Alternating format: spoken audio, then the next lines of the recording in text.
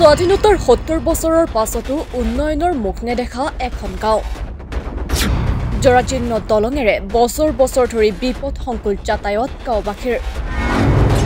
স্বাধীনতাৰ ৭০ বছৰ পাৰ হৈ যোৱাৰ পাছতো বঙাইগাঁও জিলাৰ অভয়াপুৰীৰ এখন গাঁৱৰ ৰাইজে ভগ্নপ্ৰায় দলঙেৰে বিপদসংকুলভাৱে যাতায়াত কৰিবলগীয়া হৈছে।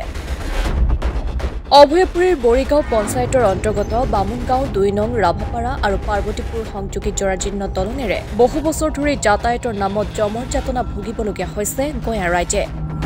অষ্টম অসম সশস্ত্ৰ আৰক্ষী বাহিনীৰ চৌহদতে লাগি থকা উক্ত গাঁওখনৰ জৰাজীৰ্ণ দলঙেৰে বিদ্যালয় মহাবিদ্যালয়ৰ ছাত্ৰ ছাত্ৰীকে ধৰি দৈনিক প্ৰায় ৪০০ৰ পৰা ৫০০লোকে বিপদসংকুলভাৱে যাতায়াত অব্যাহত ৰাখিবলগীয়া হৈছে। প্ৰতি বছৰ বাৰিষাত কুজিয়াহুতিৰ ওপৰত থকা ভগ্নপ্ৰায় দলংখনৰ গাঁঠিৰ ধনেৰে মেৰামতি কৰিব লাগে বুলি জানিবলৈ দিয়ে স্থানীয় ৰাইজে। তাৰমানে আমাৰ ৰাইজে বিচাৰিছে আৰু আমি লগতে গোটেইখিনি জনসাধাৰণক ক'ব বিচাৰিছোঁ যে আজি আমি বহুদিন ধৰি এই বামুণগাঁও ৰাভাপাৰাত অভয়াপুৰী বৰিগাঁও পঞ্চায়তত অন্তৰ্গত আমি আজি দেখাবলৈ ৪০ বছৰ, আজি মোৰ বয়স ৪৮ বছৰ হ'ল, কিন্তু এতিয়ালৈকে আমাৰ দলংখন সৰুৰ পৰা এই ভঙা দলংখনেৰে আমি অহা যোৱা কৰোঁ। গতিকে আগতে বহুত চৰকাৰ গুচি গ'ল, কিন্তু আমি আগতে কৈছিলোঁ যে আমাক দলংখন লাগে, কিন্তু এতিয়ালৈকে আমাৰ এই দলংখন নহ'ল। আমাৰ এইখন গাঁৱৰ পৰা আমাৰ এই ADPBN অষ্টম অসম আৰক্ষী বাহিনীত আমাৰ ল'ৰা ছোৱালীবিলাক স্কুলত যায়, কিন্তু যেতিয়া বাৰিষা হয় তেতিয়া এই দলংখন ভাঙি যায়, ল'ৰা ছোৱালীবিলাক যাবৰ কাৰণে বহুত অসুবিধা, গাৰ্জেন আহিব লাগে।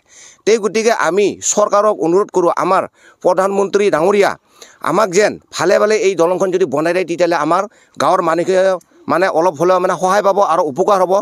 আৰু প্ৰধানমন্ত্ৰী ডাঙৰীয়াক আমি প্ৰাৰ্থনা কৰোঁ যে আমাক যেন ভালে ভালে এই দলংখন বনাই দিয়ে, তেতিয়াহ'লে আমি অলপ হ'লেও ৰেহাই পাম আৰু গোটেই ৰাইজৰ মানুহে এই দলংখনেদি অহা যোৱা কৰে।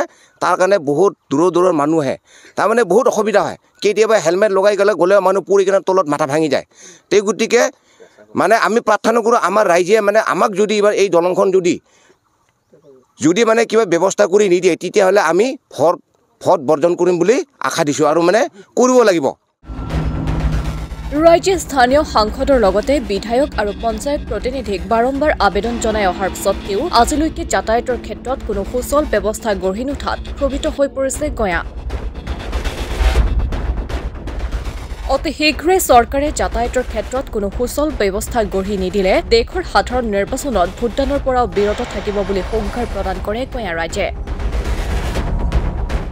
অভয়াপুৰীৰ পৰা মদত বানিকৰ ৰিপৰ্ট, মাই নিউজ এনি।